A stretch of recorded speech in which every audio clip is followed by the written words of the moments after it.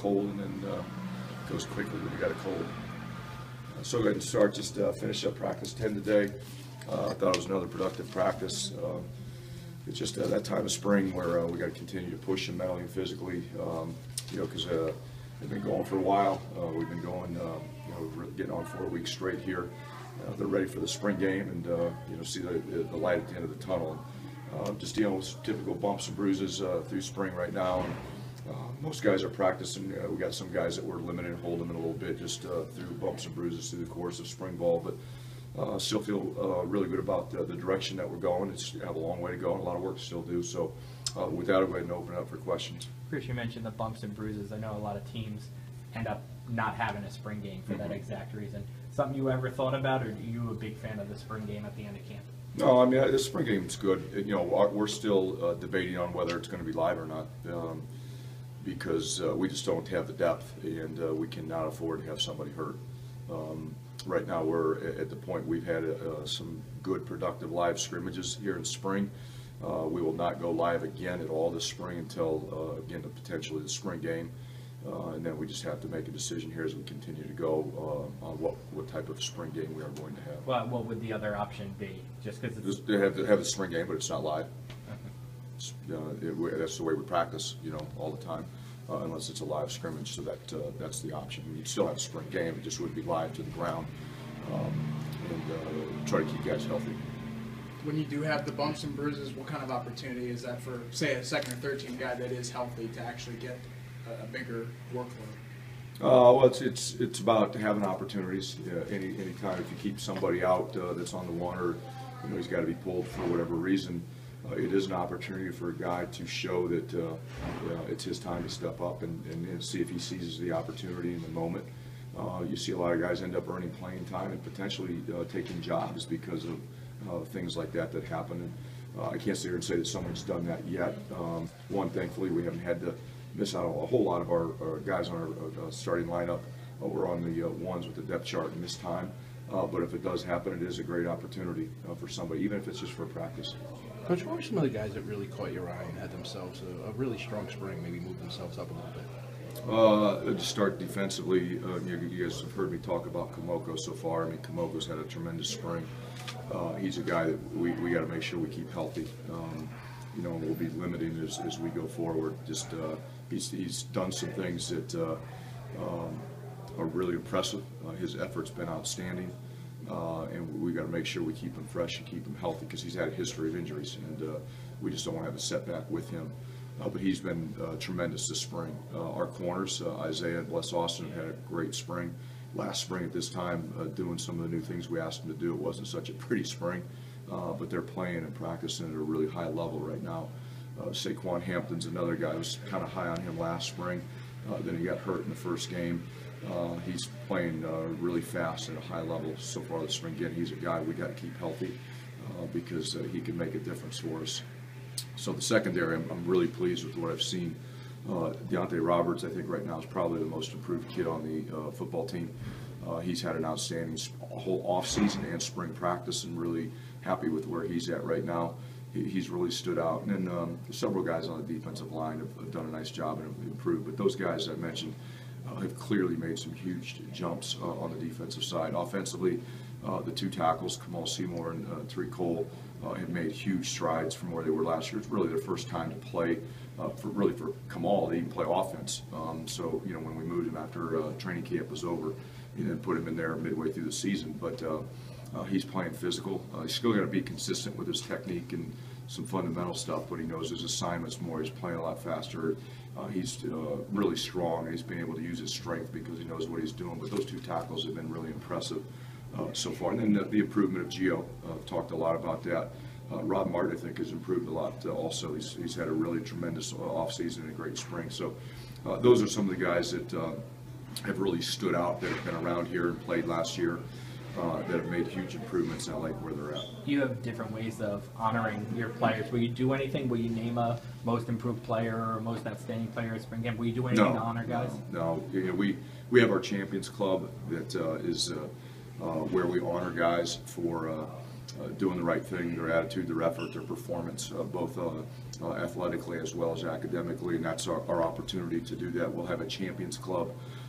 We had one before spring practice for quarter one. We'll have another one after spring ball's over, which is quarter two, and that's kind of, but it's not about most improved and all of that type of stuff. It's about, hey, you've got the right attitude, the right effort, and you've gone out and laid it on the line in practice. Chris, what kind of a difference has Lester Erb made to this staff since he came here? Lester's he's a great coach, he's a great teacher, just a good person in general. I think he's done a great job of connecting with his players. I think the players in his room have a tremendous amount of respect for him for a couple of reasons. One, who he is and how he handles his business, and his resume. He's done a great job. He's been very successful throughout his career. I think he's just done a nice job of mentoring those guys and leading those guys and helping them become better. Aaron did so many different things last year, whether it was wide receiver, he did some wildcat. Do you envision using him in a similar role if his ankle holds up and healthy? No, there's always that possibility. You know, when we get everybody healthy back in the fold, and then we get to some of the newcomers that we're potentially counting on, and we see what they can do, you know, we'll see where we have to branch out. A lot of it will be, what do we need to do? Who do we need to feature? And how can we feature? And last year, you know, we needed Janarian to do a lot of stuff, and so we tried to feature him until he got hurt. And we'll see where we're at in training camp. But we're always constantly thinking both sides of the line, special teams. You know, what do we have? What are we going to have? And what are we going to be able to? What are we going to have to do to feature the guys that we need to be able to feature? But there's nothing set in stone saying we're going to do this, this, this, and that with Janarian. Yesterday, you called Gio kind of your clear-cut top standout quarterback right now. What is he doing to earn that distinction from you? All the things I talked about. I mean, he's improved just his overall knowledge of the offense and knowledge of defensive identification. He's provided tremendous leadership for not only that unit but the offense. He's making better decisions. He's trying to protect the ball. He's not perfect, but he's trying to protect the ball, and fundamentally he's a lot better right now. His drops, his ball handling, his run reads, all that stuff is a lot better right now. He is our clear-cut number one, you know, with where we're at after 10 practices. You mentioned not knowing if you'll go live or not. Have you decided whether you'll go, regardless of what you do for the spring game, live or not live, will you go ones versus ones, ones versus twos? No, we'll go ones, twos, like we did last year. I know there's so many different ways people do spring games. I just go off of my experience. We've had discussions about it as a staff. We really want our one offense and one defense to work together.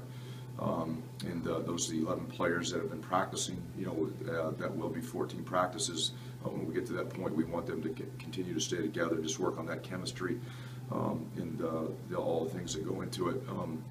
But that's the way we'll do our spring game. Is our ones will be in red, and our twos will be in white, and the selected others will be mixed in there also. But that's the way we'll do it. The greens and blacks guys in jerseys, I assume, will be held out. We haven't made the blacks. The quarterbacks will be in black. There's no chance that we'll touch them at all. They'll continue being black through the spring game. Green jerseys, it just depends on what the limitations are. There are guys that are in green jerseys, you know, day by day based on whatever you know, issues they may be having, but doesn't mean that they can't fully participate in the spring game yet. You mentioned Bless Austin before. He had second in the Big Ten in pass breakups. Mm-hmm. Having coached D-backs long, what makes him good at that, or what makes that a skill that he seemed to have? Well, one thing he's got length. He's got really long arms. He's got long legs, long arms. And anytime you've got a guy like that, and you do what we do with him being up on the line of scrimmage, putting him closer to the receiver, those long arms make a big difference. The other thing he's got is more about his mentality, his belief in himself. He's very confident in himself, and he's got a short memory, and he doesn't let negative things affect him, right, especially right now the way he's playing. But one of the biggest assets he has is his length. He's got tremendous length, and he can get those arms out and get his hands on the balls and knock them down. Jump balls, he's really good on the jump ball too because of his length. There are fans who ask us all the time, like, why is Rutgers not gotten a verbal commitment? I know you can't talk, you know, just broadly from that perspective. Does that concern you whatsoever? I know it's so long until signing day, but Now, what is today's date? April 13th. Yeah, I'm not concerned about that one bit. You know, you look back last year, we probably had one kid that was committed, and he was committed before we ever got here. I'm worried about commitments on first Wednesday in February, you know, and you know, why isn't anyone committed? Because no one's committed.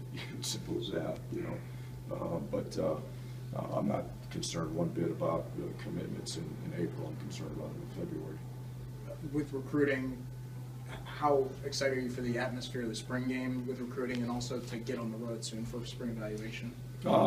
Really excited about both, but probably more excited about getting on the road and get the evaluation process going.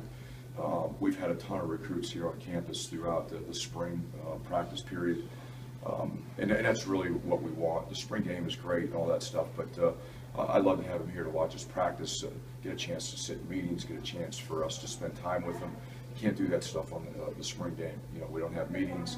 There's so much going on. It's hard to get an opportunity to meet with them individually, especially if a bunch of them show up. So, you know, I hope we have a great environment. I know the Spring Fever with the band and the concert and all that stuff, hopefully it's a beautiful day out and a lot of people come, and creates a great environment for the recruits to see. But we've really pushed hard to get them to get here on practice days so they can just be like a player at the end of meetings and go through our daily routine so they can see what it looks like. Take two more questions. When you look at the practice fields through your window, Yeah. How cool is it just to see like It's progress every day? it's really cool. When they started, they got the machines up there and they started to tear stuff down. It was amazing how quick it went. You know, to get that old grass out or get those old lights out. I was hoping they'd kind of knock that fence down, but they haven't done that completely yet. But they did get slowed up by the rain. You know, we had a lot of rain, but it's just cool to see that something's happening, and you know that it's actually going to you know, come to fruition here sooner than later. I'm really excited. Our players are excited about it, and it's going to be a great tool for us to be able to go out and practice on some grass. Final question? Thanks, Coach. Thank you.